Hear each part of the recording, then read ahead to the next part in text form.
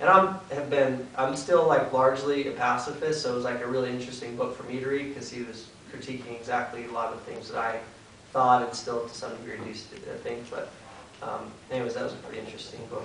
I consider myself a pacifist as well. So currently reading Zizek's Violence, which is also very good on that subject. Lacan has a notion, and it's called passage l'acte. And it roughly translates to something like acting out or acting up. And the basic thing that happens is you act up in order to hide the fact that you can't actually carry out any action. And it was funny because there were two sort of contrary discourses about the Weather Underground. One is that the Weather Underground kind of screwed themselves and alienated themselves from the people through their actions. And the other is, well, look, you can see the people who are really committed to the Weather Underground by the Days of Rage, right, who actually shows up. But I think the fundamental problem with the Weather Underground is not their noble romantic heroism, right, but their incredibly self-indulgent moralizing. So here's the thing. Look at the, I mean, I hate to be overly reductionist, but I mean, I'm a good old orthodox Marxist. Look at the class composition that we've got here, right? You have rich white kids in the first world who are incredibly privileged, and the reaching out they do is minimal, right? They know what's going on, they know the truth, and rather than do the hard action, I probably shouldn't say this since this is almost certainly going to the internet, and it can be easily misquoted. It's very easy to bomb a building. And if I really, really wanted to bomb a building, there could be a blown up building tomorrow. But that's the thing, is a real revolution, and there are people who disagree with me, a real revolution is not a conspiracy. It is not terrorism. It is not a bombing campaign. It is a mass movement of revolution. And you'll notice the very way in which they talk about the possible mass movement is through national liberation struggles, right? Who's going to be the mass movement? Other people. Other people elsewhere fighting imperialism. Not us. We're just going to materially damage capital as part of the vanguard, right? But I mean, Lenin makes this point, again, Marxist-Leninist, right, really clear. History, experience, everyone has proven time and time again that agitation, mass movement, organization, these are the ways in which you build a revolution. And the Weather Underground, from their very position, from their very view of the American people, of the people of the world, are unwilling to make any substantive sacrifices in order to bring about a revolution, which means building an organization, doing the unpleasant work of making phone calls, making flyers, going into black neighborhoods, working class neighborhoods, to even white racist neighborhoods, and getting shot down over and over and over and over again, right, until they build the class consciousness of the working class. I'm very suspicious. Lenin was all about raising the consciousness of the workers, right? If you're going to have the workers run things, then the workers need to know what's going on. And any action, revolutionary action, needs to raise their consciousness.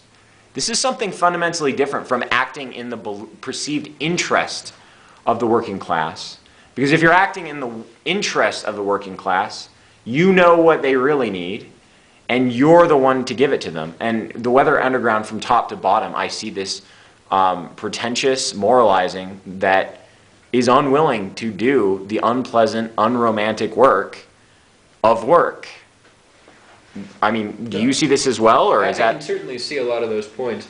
The worry I have with people criticizing the Weather Underground, as someone who's essentially a pacifist, is, just to speak briefly in defense of nonviolence, is that the point of nonviolence cannot be the self-stroking attempt to make yourself morally superior, which is, I think in some senses, what people have accused the Weather Underground of, and what a lot of people who take a nonviolent approach are accused of.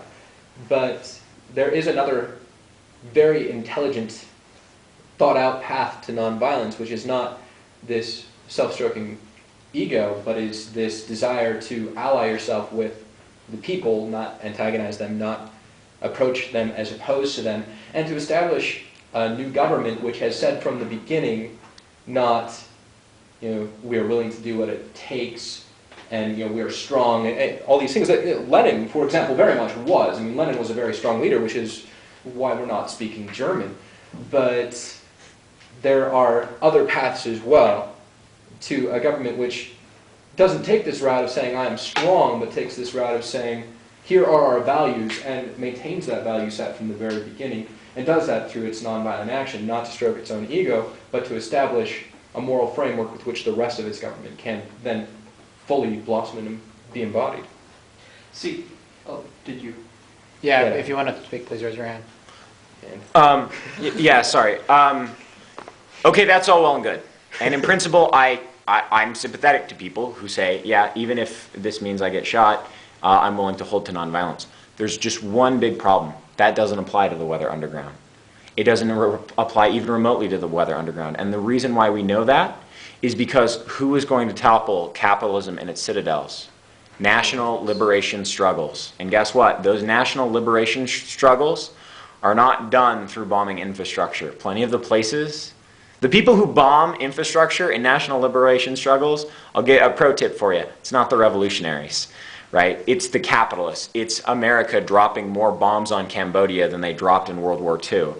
And so someone may hold that position you just iterated, but I think it's demonstrable that because of their support of national liberation, the Weather Underground did not hold that position. That they were the self-stroking sort of moralists. There are certainly plenty of those. Yeah, here's the thing is, I think it's really easy to look back and try to, I would say, just make a caricature of the Weather Underground, but I think you have to understand exactly when it is that they went underground and when it is that that criticism could be applied to them.